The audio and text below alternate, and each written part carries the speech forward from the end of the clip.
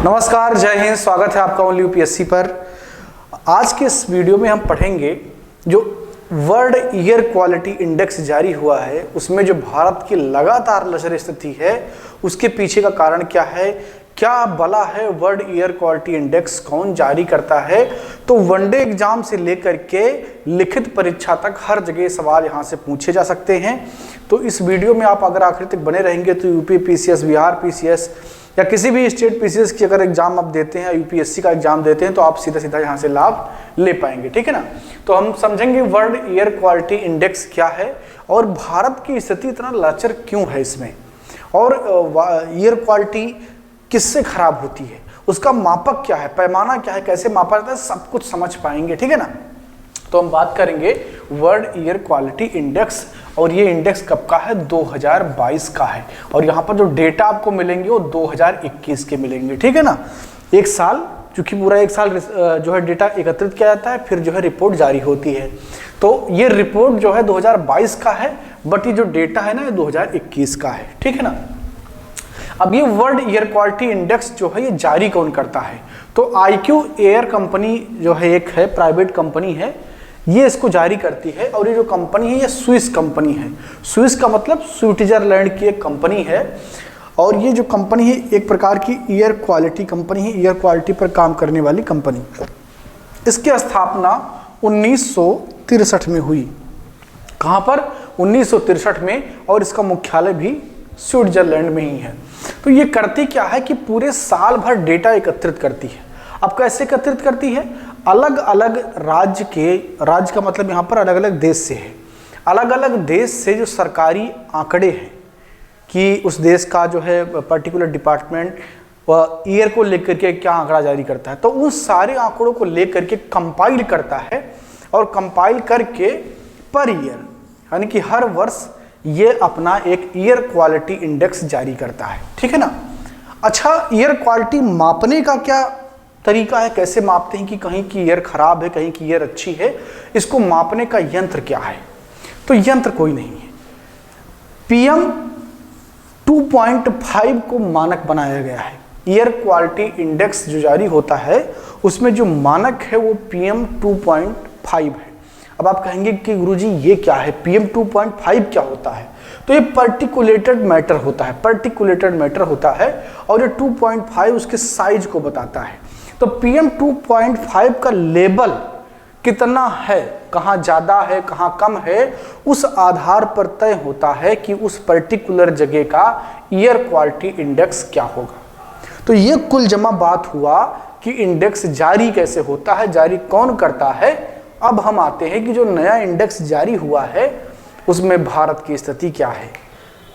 हम लगातार टॉप कर रहे हैं यार, ऐसा टॉप कर रहे हैं ना कि पिछड़ ही नहीं रहे हैं। लगातार 4 साल से हमारे देश की राजधानी दिल्ली, जो कभी इतनी खूबसूरत हुआ करती थी कि अरब से वो लड़ाके चले आते थे चलो दिल्ली जीतने, आज दिल्ली की स्थिति यह है कि लगातार 4 साल से हम टॉप कर रहे हैं। किस मामले में, गंदी हवा के मामले में। तो सबसे गंदी हवा के मामले में हम लगातार 4 साल से टॉप कर रहे हैं। हमारी राजधानी लगातार 4 साल से टॉप कर रही है। ये स्थिति है दिल्ली का। इसके पीछे का कारण क्या है, क्यों इतनी गंदगी है, ये इतना क्यों खराब है, क्या कारण है। और सिर्फ भारत का नहीं, पूरी दुनिया का हालत खराब है, लेकिन भारत की सिटीज ज़्यादा हैं। अगर आप डेटा में जाएंगे तो टॉप 50 में करीब 35 ऐसे शहर हैं जो भारत के हैं। टॉप 50 में 35, आप आंकड़ा लगाइए, टॉप 50 में 35। अगर जब हम बात करते हैं एजुकेशन की, मेडिकल सिस्टम की, तो 100 में कहीं हमारा स्थान ही नहीं आता है। लेकिन जब पोल्यूशन की बात होगी तो सीना चौड़ा करके हम खड़े रहते हैं, वी आर इंडियन, और हमें गर्व है इस बात पे कि हमने बहुत पोल्यूशन किया है। अगर आप 100 जो है शहर को देखते हैं तो उसमें 63 ऐसे सिटीज हैं इंडिया के जो धत्त बुलाए हुए हैं। इतना गंदा हवा है यहाँ का कि सांस लेना मुहाल है। अगर कहीं WHO के मानक को आप देख लिए ना, और उसके बाद में भारत की स्थिति को देख लिए, तो आप बाहर निकलने से डरने लगेंगे। इतनी ज़्यादा हालत खराब है भारत के शहरों की। पूरी बात करेंगे, सब कुछ आपको समझ में आएगा और बहुत ही आसान भाषा में। तो इसीलिए मैं कहता हूं जो लोग नए हैं चैनल को सब्सक्राइब कर लें, बेल आइकन को प्रेस कर लें, इससे नोटिफिकेशन मिस नहीं होते हैं। Interesting video, knowledgeful video, exam के लिए इंपॉर्टेंट, जो एग्जाम नहीं देते उनके लिए भी इंपॉर्टेंट है, सबको जानना चाहिए। ये एक ऐसा ज्ञान है जो सबके लिए इंपॉर्टेंट है, ठीक है ना। तो यहाँ पर हम ये देखेंगे कि आखिर हो के इतना ज़्यादा एयर क्वालिटी ख़राब क्यों हो रहा है। तो उसमें कुछ चीज़ें हैं, जैसे जो आप गाड़ी मोटर ना धूं धूं करके चलाते हैं, आप देखेंगे कि हर आदमी के पास में गाड़ियाँ हैं। मतलब गांव में पहले होता था कि किसी गांव में एक दो लोग के पास में मोटरसाइकिल हुआ करता था, आज गांव में हर घर में मोटरसाइकिल है। और ऐसा नहीं, कई कई घर तो आपको ऐसे मिलेंगे जहाँ पर 3-3 मोटरसाइकिल आपको मिलेंगे। जब आप शहर में आते हैं जहाँ पर इकोनॉमी लेवल थोड़ा ऊपर होता है तो आपको कार इसी प्रकार से मिलने लगते हैं। हर घर में एक कार है, खूब कार है। अब ये जो कार है, जो मोटरसाइकिल है ना, इनके अंदर लगा हुआ है इंजन, और जिसके अंदर जलता क्या है, हाइड्रोकार्बन। क्या जलता है, हाइड्रोकार्बन इसके अंदर जलता है। और वो बाहर क्या निकालता है, पीएम, पार्टिकुलेटेड मैटर, और वो अपने आप में इसका लेवल बढ़ाते रहते हैं। तो जो मोटर वाहन के इंजन है ना, सबसे ज़्यादा ये बढ़ा रहे हैं। मोटर वाहन के इंजन जो हैं ये लगातार घटने के बजाय बढ़ते हुए जा रहे हैं, और इनके इंजन से जो जलने के बाद में जो हाइड्रोकार्बन की गंदगी निकलती है वो एयर क्वालिटी खराब कर रही है। दूसरा अगर आप देखेंगे, उद्योग, इंडस्ट्री। अब इंडस्ट्री में कुछ ना कुछ बन रहा होगा, अब बनेगा तो जलेगा, और जलेगा तो धुआं निकलेगा। तो इंडस्ट्री भी कहीं ना कहीं हमारी एयर क्वालिटी को खराब कर रही है। इसके अलावा अगर हम देखेंगे कंस्ट्रक्शन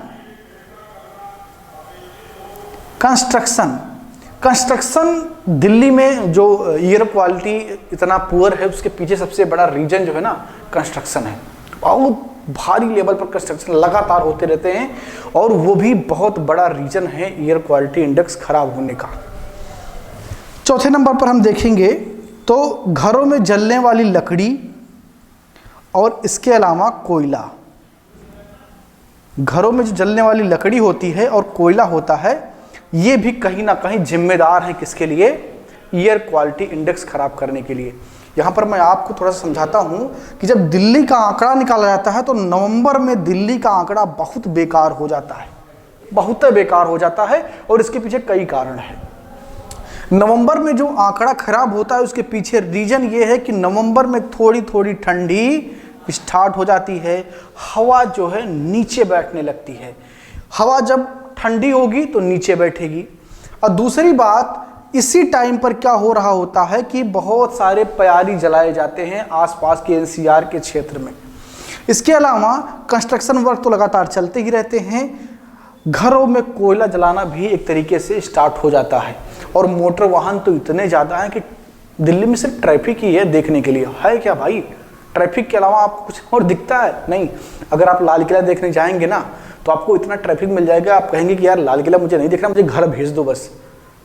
क्योंकि इतना ज़्यादा आपको परेशानी झेलना पड़ता है ट्रैफिक का दिल्ली में। और उसकी वजह यह है कि हर आदमी जो है दो तीन कार वहाँ पर रखे हुए हैं। पैसा हो गया, कार खरीद लिए, सोचते ही नहीं है क्या जरूरत है, घर के बाहर खड़ी है। आदमी को सब्जी लेने जाना है, कार से जा रहा है। अरे पैदल चले जाओ, थोड़ा साइकिल चला लो, थोड़ा शरीर भी सही रहेगा और एयर क्वालिटी इंडेक्स भी ठीक रहेगा। कौन समझाए, पैसा हो गया तो खरीदेंगे, ठीक है ना।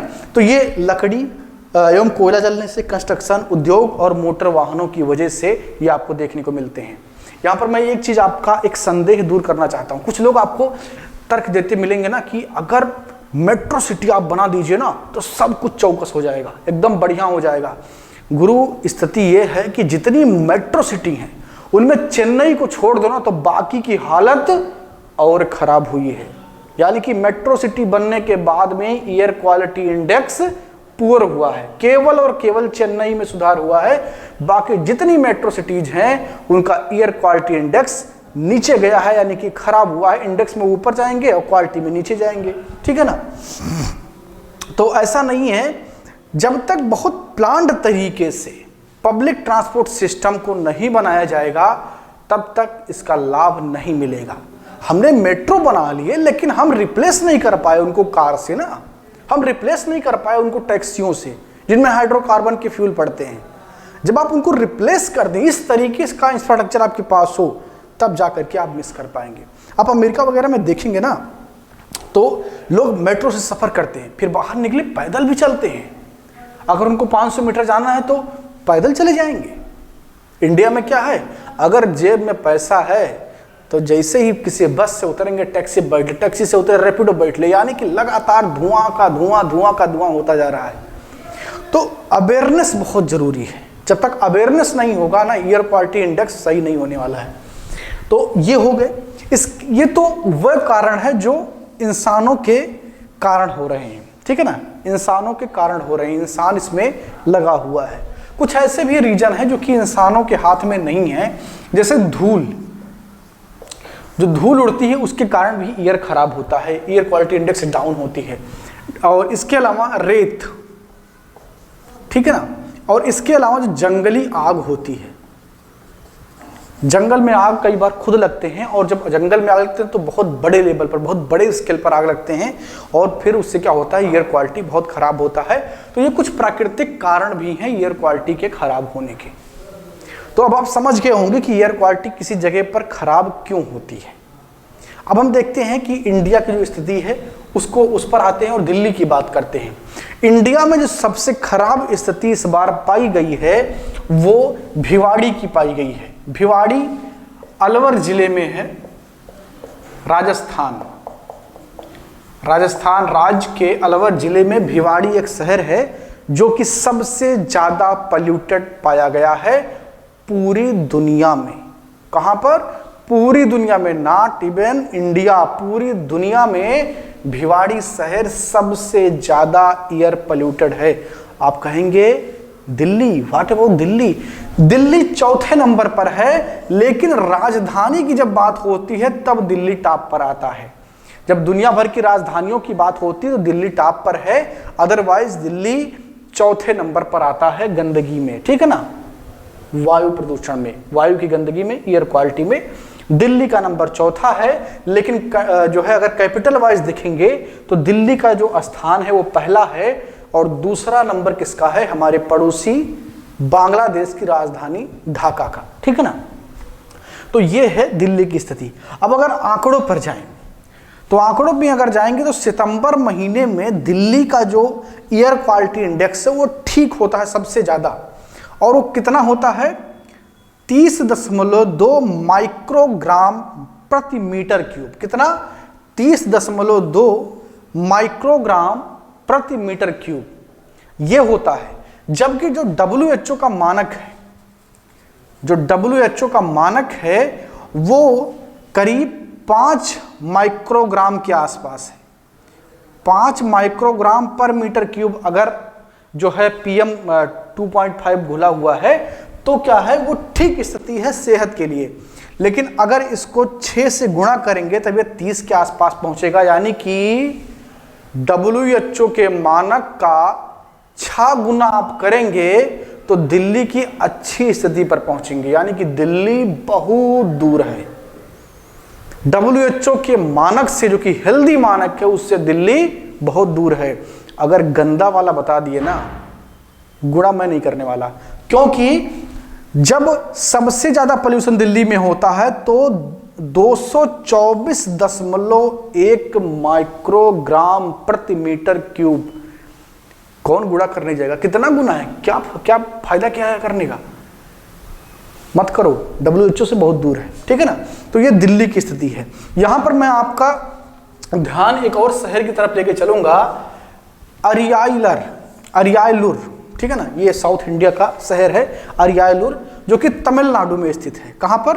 तमिलनाडु में स्थित है। और तमिलनाडु में स्थित अरियालूर शहर जो है वो भारत का सबसे स्वच्छ शहर है एयर क्वालिटी इंडेक्स में। एयर क्वालिटी इंडेक्स में सबसे स्वच्छ शहर है। इसका जानते हैं कितना है? 15 माइक्रोग्राम प्रति मीटर क्यूब। इसका एयर क्वालिटी WHO के मानक से 3 गुना ज्यादा खराब है, समझे ना। यानी कि 5 होना चाहिए, तो भारत का जो सबसे स्वच्छ है ना वही गंदा है WHO के हिसाब से। WHO का मानक कितना है? 5 माइक्रोग्राम प्रति मीटर क्यूब होना चाहिए। और जो भारत का सबसे स्वच्छ शहर आया है इस बार के इंडेक्स में, अरियालूर, इसका कितना है 15 माइक्रोग्राम प्रति मीटर क्यूब। तो ये स्थिति है भारत में एयर क्वालिटी की।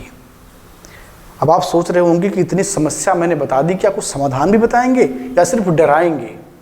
मैं डरा नहीं रहा हूं, बस सच्चाई पर जो पर्दा लगा हुआ है ना उसको हटा रहा हूं कि आप देख पाएं। और ये जो एयर क्वालिटी इंडेक्स है ना, ये बता रहा है कि आपके फेफड़े के साथ क्या हो रहा है, आपको पता नहीं चल रहा है।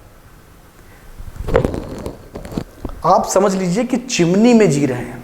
चिमनी जहां पर धुआं पैदा किया जाता है, जहां पर आग लगाई जाती है बड़े लेवल पर ईंट वगैरह को पकाने के लिए, उसमें जी रहे हैं। एक चैम्बर है, क्योंकि जो इसका लेवल है ना PM 2.5 का, अगर इसको आप देखेंगे, थोड़ा पढ़ लेंगे किताब खोल के ना, एनालिसिस कर लेंगे तो डर जाएंगे आप।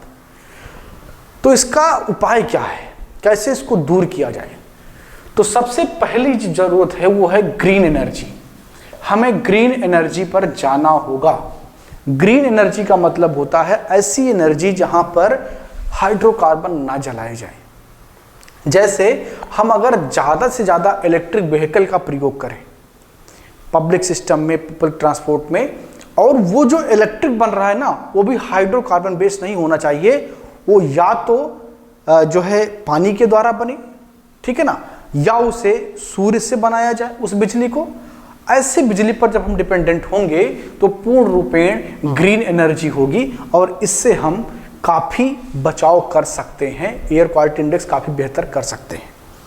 इसके अलावा हमें पब्लिक ट्रांसपोर्ट को बढ़ाना होगा और जो पर्सनल ट्रांसपोर्ट है उसे कम करना होगा, सप्रेस करना होगा। क्योंकि अगर उसको हम सप्रेस नहीं करेंगे सिर्फ ऑटोमोबाइल सेक्टर के बिजनेस को बड़ा करने के लिए, तो कुछ बचेगा ही नहीं। फिर जानते हैं ऑटोमोबाइल सेक्टर बड़ा होगा, साथ ही साथ जो हॉस्पिटल का जो पूरा बिजनेस है वो भी बड़ा होगा, क्योंकि उधर लोग गाड़ी खरीदेंगे, उससे धुआं निकलेगा, लोग बीमार होंगे, अस्पताल में भर्ती होंगे। दो सेक्टर ऊपर बढ़ेंगे, ऑटोमोबाइल और मेडिकल, बाकी सब धराशायी। तो इसलिए जरूरी यह है कि पब्लिक सेक्टर के जो परिवहन है उनको बढ़ाया जाए, ग्रीन एनर्जी में जो है ज़्यादा से ज़्यादा इन्वेस्ट किया जाए ताकि एयर क्वालिटी इंडेक्स को बेहतर किया जा सके। उम्मीद करता हूं कि आपको सारे सवालों के जवाब मिल गए होंगे। अगर कुछ सवाल फिर भी रह गए हैं तो कमेंट बॉक्स में छोड़िएगा, और आपका क्या विचार है एयर क्वालिटी इंडेक्स पर जरूर कमेंट बॉक्स में लिखें। अगर नए हैं तो चैनल को सब्सक्राइब करें, बेल आइकन को प्रेस करें ताकि कोई भी नोटिफिकेशन मिस ना हो। मिलते हैं अगले किसी वीडियो में। बहुत बहुत धन्यवाद।